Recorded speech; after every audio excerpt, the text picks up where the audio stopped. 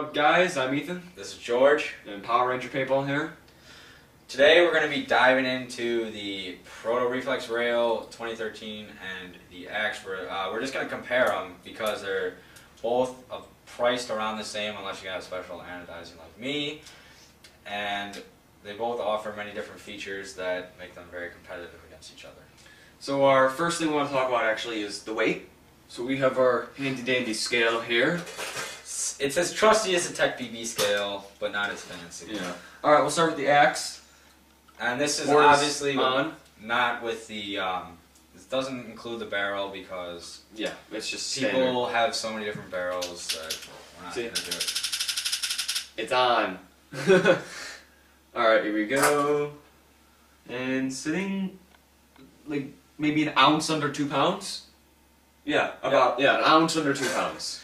And Proto, you can hear that. Also, you can see it flashing. It's on. There's a battery in it. About 1 pound and 14 ounces. Yeah, so basically they weigh the same. Yeah, maybe by an ounce. This one's a little bit lighter, but basically they're the same. So if you're worried about weight, don't, because they're about the same. Yeah, and obviously his will probably be lighter overall because you use the Deadly Wind and I use a Proto or ultralight bag depending on this. What I feel like. Is the Deadly Wind. It is so light. It's incredible. If you guys have a chance, check it out. It's crazy.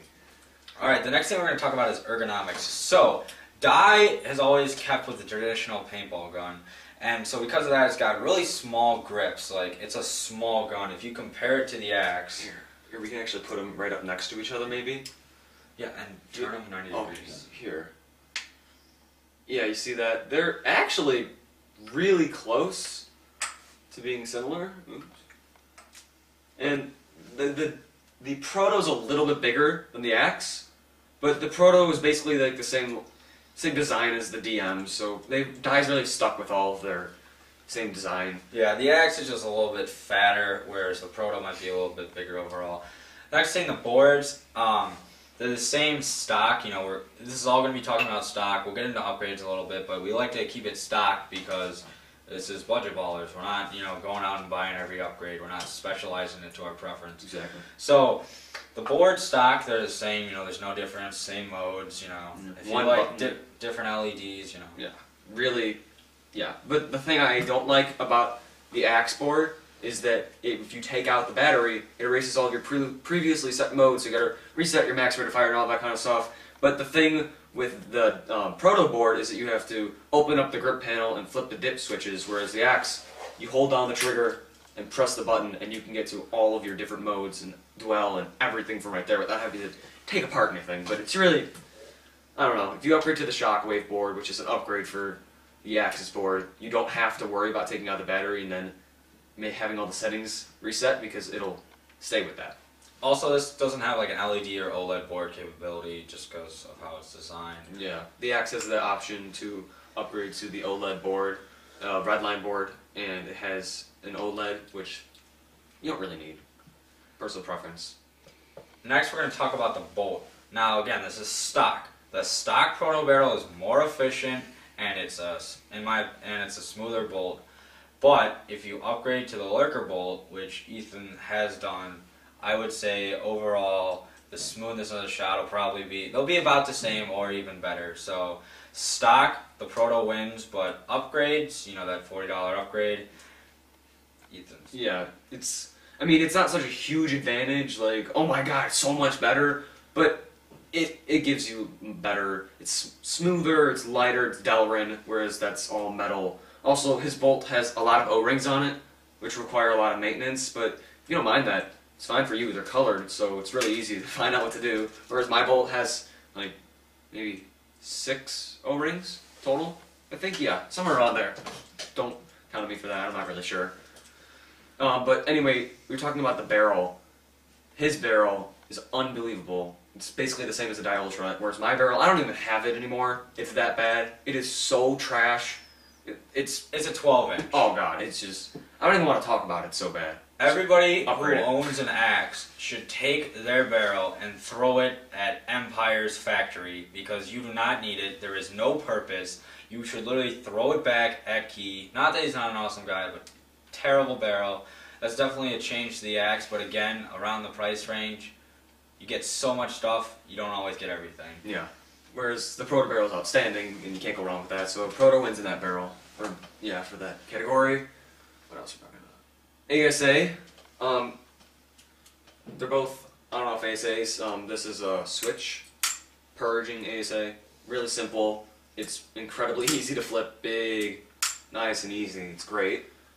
Unlike the Proto, yes, it's an on-off. Yes, it has purge. But again, this small dinky thing that they even put on DMs, like, why don't you fix that? I mean, even Dangerous Power has a flip ASA like this. I mean, come on, Proto. Come on, Die. They really gotta fix those ASAs. They're so tiny, and I wear gloves on the field. I would never be able to. It would be so difficult. I don't even want to think about it. Next thing is output pressure. So you shoot a certain output pressure. It doesn't really affect efficiency, but it affects smoothness. Now, since Die is a spool, it's going to come stock 145 output pressure. Obviously, you upgrade to the B-Wing bolt, you're going to notice a decrease, maybe 135. But again, that's a $100 upgrade for 10 output pressure. Exactly. Grams. And if you upgrade to the, I think stock it's 185, and if you upgrade to the Lurker bolt, it's 150. I've never tried to go lower than that. I bet you could, but I'm not really. 150 works fine for me. I don't want to mess anything up. Also, you can easily on the axe. You have a little gauge right here where you can easily change your operating pressure with an Allen, whereas this you need a pressure tester because there is no gauge on there, so you have no idea what it's actually at. So that's another thing where you have the ability to customize it however you want. Feed necks, they're basically the same. They're great clamping feed necks. The only advantage that the Proto has, you don't need an Allen key or a screwdriver or whatever to tighten it. It's just you can do it right there. So for some people that, simplistic factor, just convenience factor is gonna be a big deal to them. Really it's not that big of a deal because you always shoot a rotor for, at least a season. Whatever loader you're gonna use, you're gonna shoot it for a long time, so you just set it and then you're done for, because most people don't change sponsorships around the team, or if you're a budget baller, you get a good loader and then you don't change. Yeah, exactly. So, clamping feed neck, it's good. You're good. It's basically. Reg, let's talk about this. Key has made the Empire Axe of a reg that is non-user serviceable because it won't break. If it was possible it was going to break, he'd obviously make it user serviceable. But it is non-user serviceable, so you can never get inside of it. Well, you can, but it would void your warranty, and Key will not be happy with you if you break it. He made it special like this so people wouldn't go in there and break it because that's just annoying for him to have to keep fixing them. But you shouldn't have anything go wrong with it. Well, again, with Proto and Die, they're old school. Until the DM14, they had macro line. So it's a Hyper 3 reg. It's been around for ages, a lot more than most regs you see, and people love it and know it. It's user serviceable, so if you're before a tournament, you're going to go spend hundreds of dollars on this tournament, you can actually take apart your reg to make sure your O-rings are busted, your piston is lubed, and you're fine. But again, the axe, it was designed not to be user serviceable because it can't break, and that's not to say that because this is user serviceable, it will break. It will never break, but the user serviceable ability is a great advantage in my opinion because I don't want to get to a tournament, spend hundreds of dollars, and then have my reg go down with me. Now that's very rare for an axe, but if it goes down, you're screwed. You got to take it, to the Empire booth, and they got to do a ton of crap to it, and you're gonna miss that rest of the game, and you could even be out, for the rest of that day of the tournament. Whereas this, I can take it apart in 5 to 10 minutes and be back on the field. Yeah. Also, another thing I forgot to mention is there's no macro line in this. It's an inline air transfer tube, which is great because I remember with my Ecstasy I used to have, I'd always break the macro line. It would always leak from it. It was awful. I hate it. I'm never going back to macro line. But never seen anything wrong happen with his Proto with the macro line. The DMs up until DM14 doesn't have it, but DM13 has macro line. So it's not a bad thing. I just don't like it.